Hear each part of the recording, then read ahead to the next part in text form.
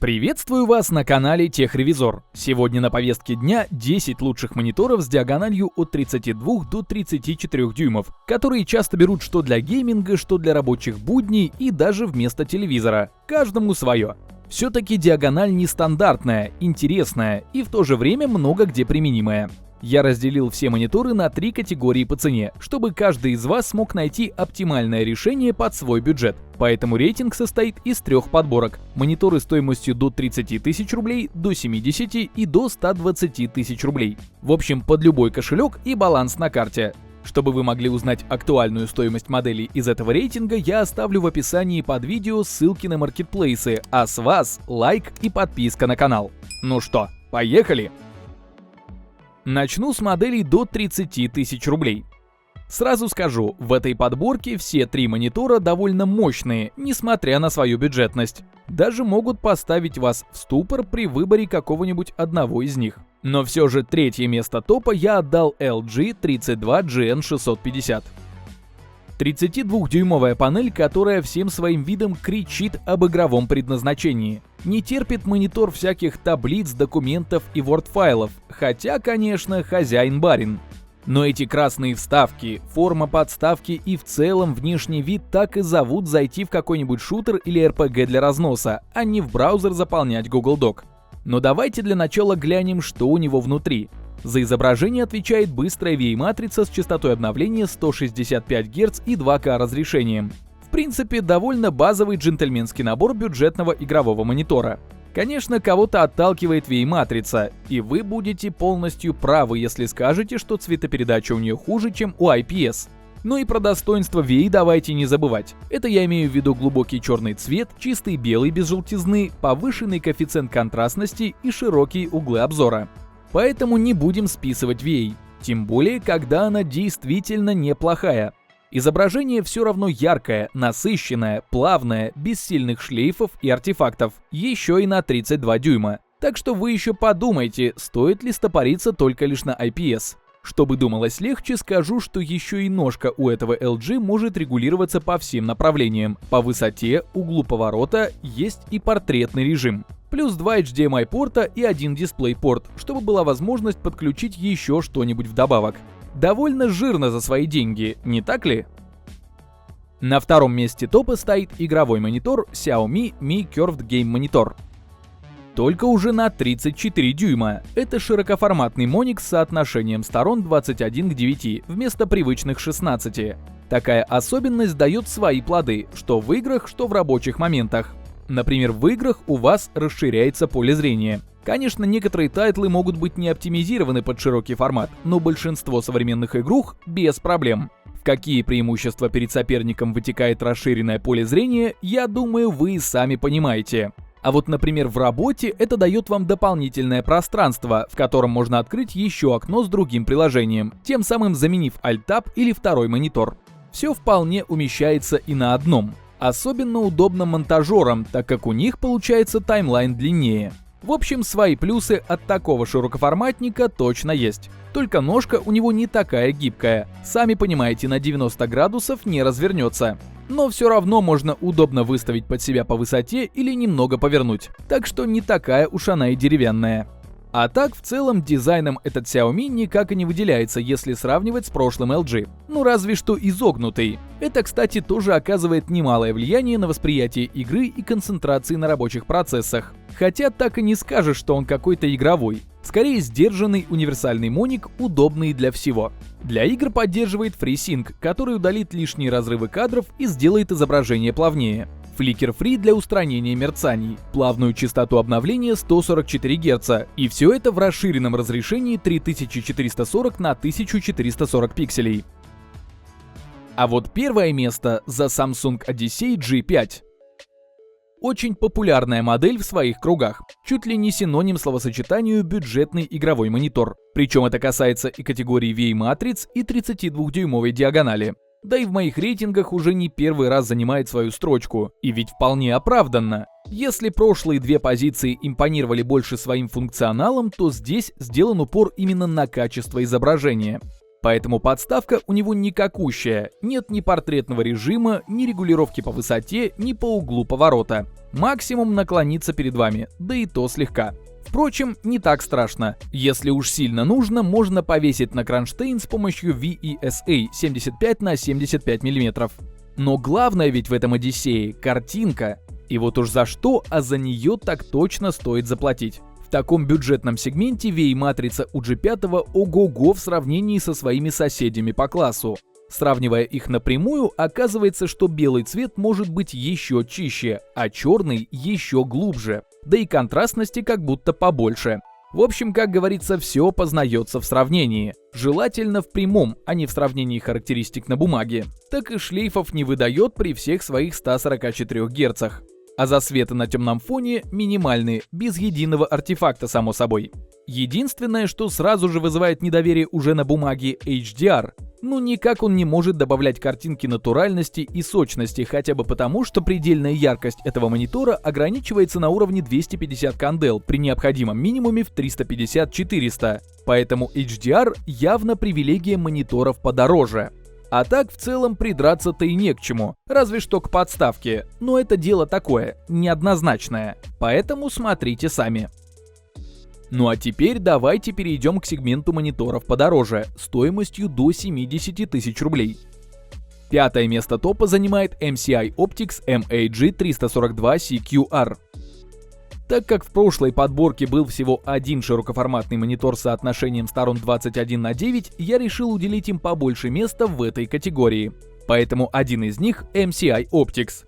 Шикарный здоровяк с VEI-матрицей и разрешением WQHD. Эта матрица имеет отличную глубину цвета в 8 бит. Вообще производителем заявлены 10 бит, но здесь они так хитро реализованы, что это скорее 8 бит с использованием специальной технологии FRC. Чтобы вы понимали, различия между ними колоссальные. 8-битный монитор распознает до 16 миллионов разных оттенков, а 10-битный до 1 миллиарда. Здесь получается что-то между, поэтому цвета у этого MCI что надо. Насыщенные оттенки, контрастное изображение, яркий дисплей в целом. Черный — это черный, белый — это белый. Конечно, назвать кристально чистыми их не могу, так как знаю, как выглядят настоящие цвета на реально профессиональных мониторах. Но по сравнению с бюджетным сегментом у MCI явно лучше цветопередача. Тут и поиграть не грех, и поработать, и фильмы посмотреть. Глаза не устают. Картинка плавная, без лишних мерцаний, благодаря все тем же Flicker Free и FreeSync, плюс 144 Гц. Плавность, да и только. По внешке этот монитор склоняется к игровому, хотя об этом говорит название бренда. Вряд ли кто-то для офисной работы присматривает себе MCI. Но все равно сохраняется грань строгости, которая сдерживает и делает монитор универсальным по внешности и функциональным. Можно регулировать его по высоте, поворачивать и крутить. На 90 градусов, конечно, не развернешь, но те же 30 – пожалуйста. В общем, монитор классный, что по картинке, что по опциям. Следующий представитель среднебюджетного класса AOC CU34G2X. Еще один широкоформатный монитор, очень схожий с прошлым MCI. По большей части они отличаются совсем немногим, но вычеркнуть из рейтинга кого-то из них я тоже не решился, поэтому взгляните еще на этот AOC, может он вам больше понравится. Например, AOC представит вам не только базовые интерфейсы в лице пары HDMI и DisplayPort, которые есть уже у каждой модели в этом сегменте цен, но еще и целый USB-хаб. В него вы сможете подключить мышь, клавиатуру, накопитель, поставить смартфон на зарядку. В общем, в хозяйстве пригодится. Так что в этот монитор можно подключить реально практически все, что вам вздумается. Ну и действительно удобно получается, так как не нужно тянуться к системнику, который так часто стоит где-нибудь под столом. Да и кабель-менеджмент проще организовать. Сюда же подставку отнесу. Тоже крутится, выставляется по высоте и добавляет комфорта. Да и по изображению никакой кромешной тайны не раскрою. VEI-матрица, WQHD разрешение и частота обновления в 144 Гц. В целом могу придраться только к базовой проблеме VEI-матриц – это гоустинг. В тесте на UFO заметен темный остаточный шлейф, поэтому идеальным изображение все равно не получается. Но чтобы это сильно било по глазам, тоже не скажу. Большинство и не заметит никакого подвоха, а просто спокойно будет работать, играть, смотреть фильмы и скроллить ленту. Само собой, на борту Flicker Free, FreeSync, даже G-Sync поддерживается. Это как FreeSync, только для видеокарт NVIDIA. Впрочем, не такая важная опция, так как и без нее никаких проблем нет. Третье место рейтинга занимает Asus ROG Strix XG32VC. Единственный монитор с соотношением 16:9 в этой подборке. Эффект от использования немного другой, нежели в сравнении с изогнутыми 34-дюймовыми панелями, но тоже не менее крутой. Разрешение стандартное 2К. При такой диагонали недостаточно плотности пикселей. Принято же как считать: 24 дюйма Full HD, 27 дюймов 2К, 32 дюйма 4К. Но и 4К разрешение и требует нехилое такое железо от вашего ПК. Поэтому в среднебюджетную подборку я решил добавить такой компромиссный вариант. А 4К я вам покажу уже через пару минут. Тем более, что частота обновления экрана здесь ограничивается 170 Гц. Такое еще не каждый комп потянет. Впрочем, для этого монитор нужно как бы немного подразогнать, но процесс нажатия нескольких кнопок в меню сложно назвать разгоном. Поэтому, если есть желание получить максимум плавности в 2К разрешении, подключайтесь по DisplayPort, выставляйте 170 Гц в настройках и кайфуйте. Правда, как показали тесты, шлейфы тут все так же остаются. Поэтому, опять же, не идеал. А вот цветопередача в очередной раз похвальная. Ярко так, насыщенно. Прямо одно удовольствие для глаз, если до этого вы пользовались каким-то монитором попроще. Хотя поставить этот монитор в качестве второго рядом с основным тоже не чувствуется облома. Что для работы нормально будет, что для игр. Кстати, для работы поддерживается интересная опция KVM. С ее помощью вы можете одной клавиатурой и мышкой управлять сразу двумя ПК или ПК и ноутбуком. Тоже вполне применимо в рабочих процессах. А вот второе место топа я отдал Huawei MateView GT ZQE CAA. Он показался мне самым сбалансированным. За свою цену дает одно из лучших изображений и довольно интересный функционал. Например, его массивная ножка. Тут она регулируется по высоте. Но соль вообще не в этом. Как вы понимаете, такая форма не просто для красоты. В нее встроен саундбар, даже как-то немного неожиданно. Вообще, про динамики мониторов я никогда не упоминаю. Все-таки не самая важная опция при выборе. Да и зачастую звучание настолько печальное, что даже время не хочется на это тратить. Но этот встроенный саундбар не захотелось пропускать. Конечно, это вообще не значит, что он чисто отыгрывает и отлично передает весь диапазон частот. Но для лайтовых видео, общения по видеосвязи и чего-то такого простого, ну прям очень хорошее решение. Плюс сюда еще и микрофон встроили. Поэтому монитор прям под ключ подойдет для работы и созвонов. Ну а почему бы на таком и не поиграть? Частота обновления выставляется вплоть до 165 Гц. Есть FreeSync и HDR, если надо. При этом очень нравится цветопередача в этом мониторе. Пока что эта модель единственная с честными 10 битами. Что это дает, вы уже знаете. Поэтому игры идут на ура, работа тем более. Да, здесь не поддерживается KVM, но с такой матрицей можно и простить небольшой недостаток. Более того, здесь даже нет проблемы со шлейфом. Конечно, если все тщательно протестировать, то заметен небольшой гоустинг. Но так, чтобы в процессе использования, уж точно нет. Так что за свои деньги это явно один из лучших универсальных мониторов с шикарной матрицей и нестандартным функционалом. Первое место в этом сегменте занимает Samsung Odyssey G7 S32 BG700EI. Это тот монитор, который стабильно попадает чуть ли не в каждый рейтинг вот уже второй год. А что поделать, если достойных конкурентов найти трудно? Хотя по чуть-чуть начинают вылезать всякие DNS-овские ардоры и китайские Titan Army. Но пока у меня нет к ним особого доверия, так как непонятна их работа на длинной дистанции. Ну а пока давайте не будем торопиться и поподробнее рассмотрим уже проверенный вариант. В первую очередь это 32-дюймовая панель с 4К разрешением и, наконец, на IPS-матрице, причем 10-битной. Прибавляем к этому частоту обновления в 144 Гц и получаем машину для убийства хиленьких ПК. Надеюсь, вы и сами понимаете, что никаких RTX 3060, 3070 и даже 4060 в вашем ПК не должно быть, равно как и Ryzen 5 7500, Core i5 13600. Только мощное флагманское железо, только хардкор и высокие температуры. Изображение здесь уже одно из лучших среди IPS мониторов. углы обзора вообще сказка. Цвета не блекнут, не тускнеют и не теряют палитру. Что уж говорить о цветопередаче. Достаточно того, что этот монитор берут как заядлые геймеры, так и профессионалы, работающие с графикой. Дальше только топовое оборудование за 200-300 тысяч рублей. Думаю, вряд ли вы захотите столько отдавать за монитор.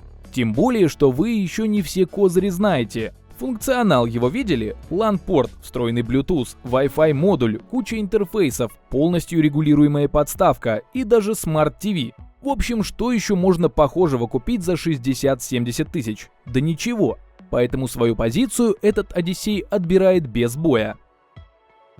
Но самое лучшее впереди. Давайте скорее перейдем к дорогому сегменту. Тут всего две модели, но зато какие. Каждая из них лучшая среди мониторов 32-34 дюйма. Если бюджет позволяет, то смело берите одну из них под свои задачи. Начну с лучшего монитора для работы Dell U3223QE. Этот монитор уже из высшей лиги. Сравнивать его с прошлыми участниками рейтинга можно, но как-то неправильно, что ли. Это как сравнивать Ладу Гранту и Porsche 911. Поэтому не будем натягивать сову на глобус. Да и тем более, когда Dell сугубо рабочий офисный монитор для серьезных дядек. У него даже частота обновления выше 60 Гц не поднимается. Каким бы это странным ни казалось, помним про Ладу и Porsche. Если вы ищете монитор под свои серьезные рабочие задачи, то и сами прекрасно понимаете, что лишняя плавность вам ни к чему. 3D-рендеринг, проектирование, графика – для всего этого важны качество картинки, функциональность и гибкость монитора, а уж с этим у него проблем нет. Аналогичный конфиг – 32 дюйма, IPS-матрица с разрешением 4К. Вот только матрица здесь не простая IPS, а немного апгрейднутая. Кардинально ничего не меняли, но накинули технологию, с которой черный цвет на IPS выглядит глубоким, однородным. И даже при прямом сравнении с прошлым Одиссеем видна разница. Опять же, все познается при прямом сравнении. Точность цветопередачи точно так же радует прямо из коробки, но еще бы за 110 тысяч. Но нет, бывает, что нужно самостоятельно калибровать монитор, несмотря вообще ни на какую стоимость. Помимо изображения, для работы полезными будут куча разъемов. Чего в нем только не понатыкано. Пара DisplayPort, HDMI, LAN, 3 USB-C и 5 USB-A. Во все это можно подключить чуть ли не половину офиса, еще и без суеты пользоваться одной мышкой да клавиатурой благодаря KVM. В общем, этот Dell буквально убийца офисных и рабочих мониторов. А теперь переходим к лучшему игровому монитору Samsung Odyssey G8. Уже третий Samsung в этом большом рейтинге. На этот раз G8, 34-дюймовый здоровяк с некоторыми очень интересными моментами. Например, его матрица. Сюда установили не IPS, не VA, не что-нибудь такое просто апгрейднутое. Здесь за изображение отвечает великая и могучая QD OLED. Вообще, это первый монитор от Samsung с такой матрицей. И реализовали они его настолько круто, что далеко не каждый конкурент в премиальном сегменте может с ним посоревноваться. Несомненно, есть и другие похожие модели от LG, Dell, Asus, MCI. Но лично мне больше всех импонирует вот этот очень интересный, в том числе дизайном, монитор. А что, выглядит он очень солидно. Сразу видно, что техника стоящая, не на распродаже куплена. Такая простая и в то же время классная подставка дает себя регулировать по высоте. Больше только кронштейн. Плюс интересный момент по разъемам. Тут вместо привычных стоят micro-HDMI и мини-DisplayPort. Не торопитесь переживать и причитать. Все кабели и переходники идут в комплекте. С подключением всякого проблем не будет. Да, у него нет этой кучи USB и LAN, но по факту этот монитор игровой. А для игр нужно не так много, как для работы. К ПК или приставке подключился, и все на этом. Хотя и просто в качестве телевизора его использовать, то еще удовольствие. В комплекте даже пульт идет, не говоря уж о каких-то пустых словах, описывающих цветопередачу. Конечно, я бы мог вам сейчас рассказать обо всех этих показателях, цветовой гамме, разных профилях и балансах. Но к чему эти слова, когда и без этого понятно, что здесь одна из лучших картинок, в принципе, которые только существуют среди мониторов. Поэтому давайте просто закончим на этом, а я оставлю вас один на один со своими мыслями о дальнейшем выборе и действиях. На этом мой рейтинг подошел к концу. Стоимость всех моделей рейтинга можно посмотреть по ссылкам, оставленным в описании и закрепленном комментарии. Подписывайтесь на канал, ставьте большие пальцы вверх, а также не забывайте включить уведомления, чтобы первыми узнавать о новых рейтингах и обзорах техники. А с вами была команда канала Техревизор.